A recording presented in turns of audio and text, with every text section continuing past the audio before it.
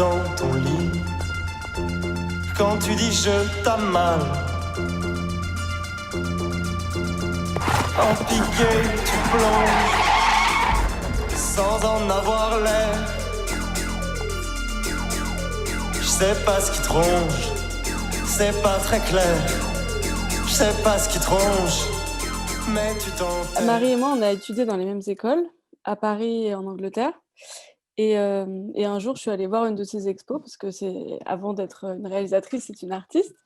Et, et j'ai eu un espèce de flash pendant cette expo. Je me suis dit que ses dessins étaient super cinématographiques et qu'il fallait absolument qu'elle fasse un film d'animation. Et comme à ce moment-là, moi, j'avais envie d'écrire et que je voulais écrire des films de fiction, mais je ne savais pas par quel bout commencer, je me suis dit, j'ai eu cette idée, pourquoi pas lui proposer une histoire.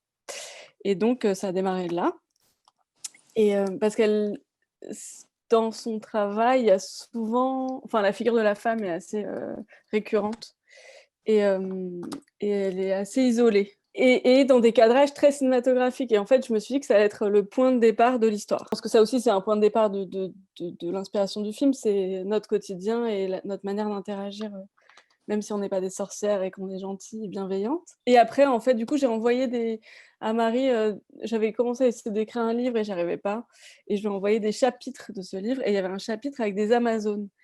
Et elle m'a dit « Ah, c'est trop bien, des femmes à cheval, j'ai super envie de dessiner des chevaux en ce moment. » Et du coup, les chevaux, plus la réunion des femmes ensemble, plus toutes ces choses-là ont fait que Fille bleue, peur blanche a démarré, quoi.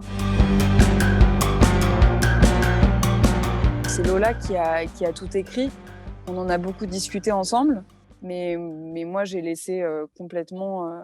Lola écrire le script, le scénario, et d'ailleurs qui était très très écrit et qui avait beaucoup d'indications même déjà de mise en scène. Et ça, c'était assez intéressant parce que moi je pense que j'ai quand même une présence assez forte visuellement, quoi, enfin, ou des idées un peu fortes et arrêtées. Mais Lola, elle a aussi des images en tête et une manière d'écrire qui est très imagée, donc qui est assez inspirante. Mais moi, j'ai vraiment commencé à mettre mon grain de sel dans le projet au moment du storyboard, au moment où le dessin rentre en jeu, en fait. Et en fait, une fois que j'avais pas mal avancé le storyboard, on en a reparlé. Et après, il y a eu pas mal d'échanges où donc Lola m'a dit ce qu'elle en pensait aussi, je pense. Et où le texte aussi a été réécrit en fonction de ce que j'avais dessiné. Il y a eu beaucoup d'allers-retours, en fait, à partir de là. Où moi, j'ai proposé d'autres dessins ensuite. Peut-être que la singularité de ce film d'animation aussi, c'est qu'on a voulu que les personnages, même si c'est cacophonique et même si elles sont toutes mélangées, on a passé pas mal de temps, en fait, toi, Marie, à les définir dans ce qu'elles étaient, d'aspect, quoi. Et moi, à trouver la voix, parce que même si je ne savais pas vraiment, mais je savais précisément quelque part ce que je voulais pour les voix de chacune. Moi, j'ai fait des suggestions sur les voix, sur les gens que j'avais envie d'entendre. Et avec Marie, avec notre producteur, on en a discuté. Et ensuite, on a organisé une journée d'enregistrement. Ouais. Et puis en plus, dans un film d'animation, c'est vraiment la base de ce qui va ensuite sur laquelle tous les dessins vont se fixer, quoi. Ouais. C'est-à-dire qu'après, pendant les 9 mois qui ont suivi, on a eu cette bande-son dans les oreilles pendant qu'on travaillait, quoi. En fait, le truc qui était vraiment très différent pour moi, c'était que généralement, je planifie jamais ce que je dessine à l'avance. Donc, je me laisse un peu faire par le moment où je me mets devant ma table, quoi. Et je vois ce qui vient et je dessine un peu comme un enfant, quoi. Ce que j'ai envie de dessiner à ce moment-là, je le dessine. Et là, en fait, quand on fait un film d'animation, je suis pas toute seule, quoi. J'avais une équipe de 5 animateurs qui attendaient pour animer les dessins que j'allais leur faire, plan par plan. Et on doit fixer à un moment donné, il y avait 122 plans dans le film. Il fallait que les décors bougent plus puisqu'on anime des personnages qui vont être fixés sur ces décors. Enfin, il y a tout un tas de paramètres qui, une fois que c'est décidé en noir et blanc, au brouillon, au storyboard, on doit suivre ce plan, quoi.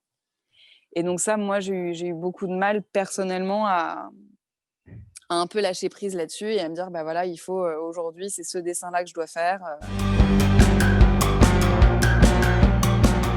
Moi, ce qui m'intéresse plus, c'est le fantasme, en fait, ou c'est le délire paranoïaque. C'est-à-dire aller plus loin, explorer plus loin ces sentiments-là et voir qu'est-ce qui se passe quand on pousse un peu les curseurs. Et c'est peut-être ça, moi, qui m'a excitée dans ce projet. C'est de parler de quelque chose de banal en le rendant un peu grotesque et un peu difforme. Rentrer en fait dans le chaos, dans le tourbillon et aussi rentrer vraiment dans la psyché, parce que je pense que c'est ce qu'on fait en fait, de cette héroïne et que bien qu'elle ne parle pas et qu'elle paraisse assez passive, enfin au début du film en tout cas, je vais pas spoiler, en fait il se passe énormément de choses et qu'elle a un monde intérieur assez riche et de réussir à faire un objet cinématographique en respectant ce chaos-là et pas en écrémant les informations, ça m'intéressait.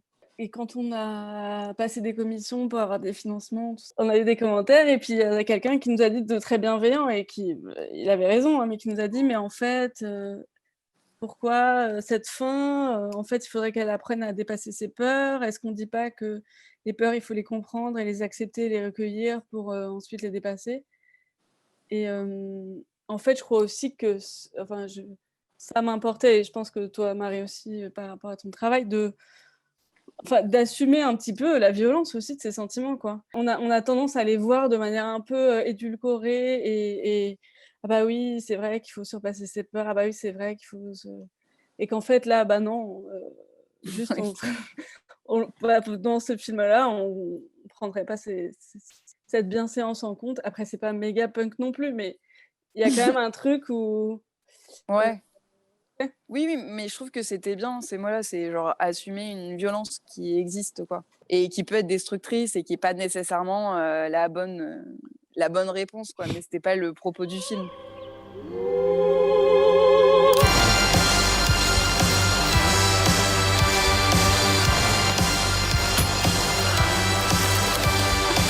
Je ne suis plus celui qui doit. Je ne suis pas celui qui fut. Je ne suis plus celui. Je voudrais juste dire que je représente beaucoup de femmes dans mon travail de manière générale. Enfin, ça m'intéresse, mais je parle beaucoup de relations, de couple, etc. Et personnellement, c'est jamais dans l'idée d'exclure les hommes. Du coup, j'ai pas vraiment une jouissance de me dire voilà, pour une fois, il n'y a pas de mec. Donc, je tire vraiment aucun plaisir à ça. Mais par contre, c'est vrai que sans le faire exprès, je me retrouve dans ces situations où en fait c'est beaucoup de voix de femmes et de femmes dont je parle, et je pense que c'est simplement parce que je parle d'une expérience que je vis. Et après je vais laisser Lola répondre parce que c'est toi qui as écrit aussi le texte, mais ouais, voilà, j'avais juste envie de dire ça. Je pense que c'est arrivé par accident. En fait, on ne s'est pas dit, et d'ailleurs, je pense aussi c'est pour ça que c'était un processus agréable.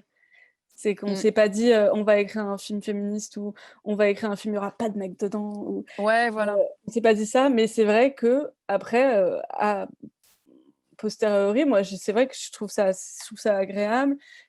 Potentiellement, j'avoue, j'ai peut-être ressenti une petite jouissance à l'idée d'exclure les hommes.